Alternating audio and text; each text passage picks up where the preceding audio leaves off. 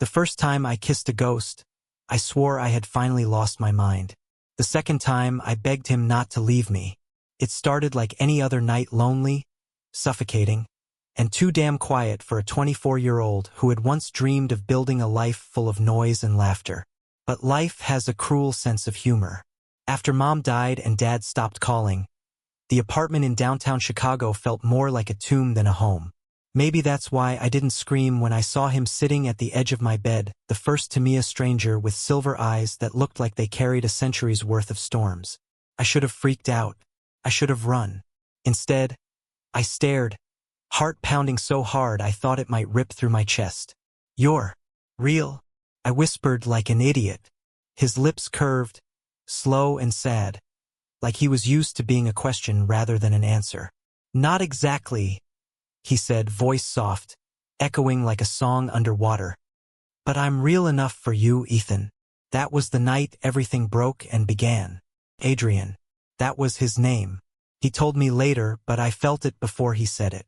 There was something about him, something that made the world tilt on its axis and left me gripping at sheets, afraid he'd vanish if I blinked too long. His presence was fragile, like smoke curling in sunlight, beautiful, untouchable. And yet, the first time his cold fingers brushed against mine, I shivered like it was the first human touch I'd felt in years. The thing is, Adrian wasn't supposed to exist. He only came in dreams. Every night after that, I'd fall asleep with this sick anticipation coiled in my gut, praying he'd show up again. And he did. Always in that same bedroom, always with that same bittersweet smile. At first, we just talked about everything and nothing. My screwed-up childhood. His memories, which were like shards of glass, sharp and incomplete. I learned he'd been dead for decades, but not how he died. He never told me, and I didn't push because every time his eyes clouded over, I felt this crushing ache in my chest, like his pain had found a home in me. Weeks passed. My reality started to blur at the edges. The more time I spent with Adrian in those dream nights, the more I hated waking up to an empty bed.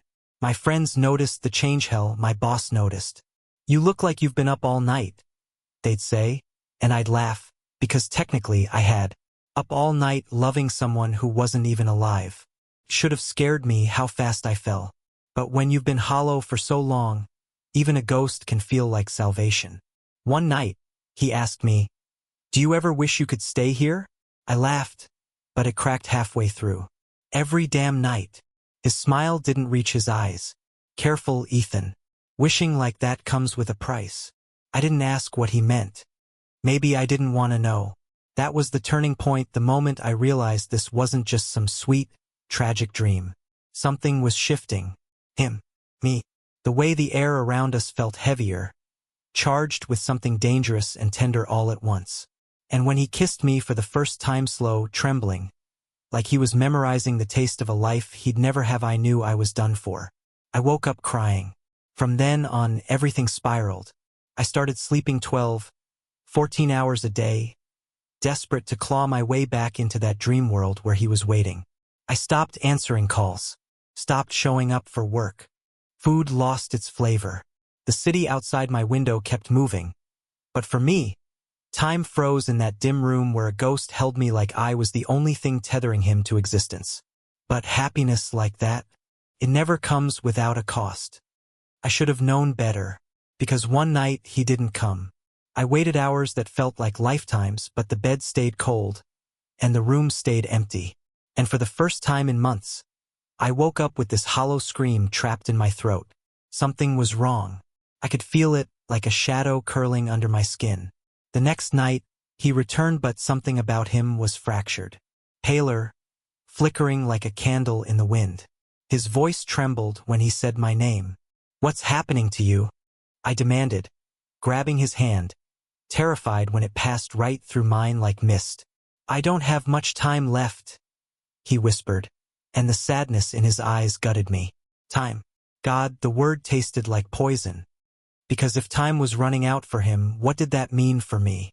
I froze, heart pounding so hard it drowned out everything else. "What do you mean?" My voice cracked, desperate, clinging to anything that sounded like hope. He smiled. "Then God, That same broken smile that always felt like a goodbye. You've been pulling me closer every time you dream of me, he said softly.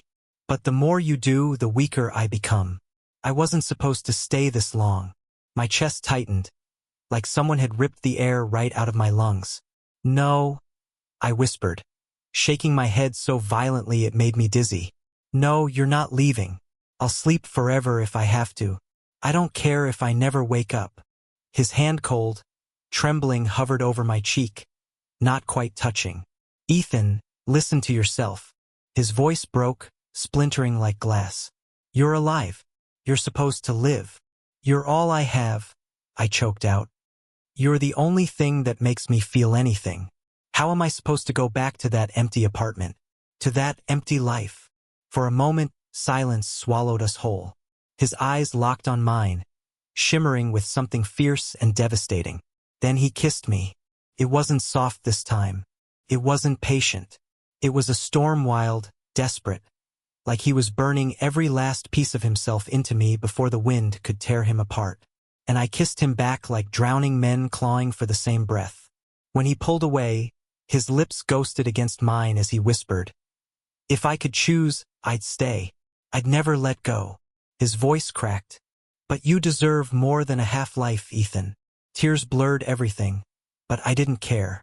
I grabbed him, arms passing through cold mist, and screamed, "I don't want more.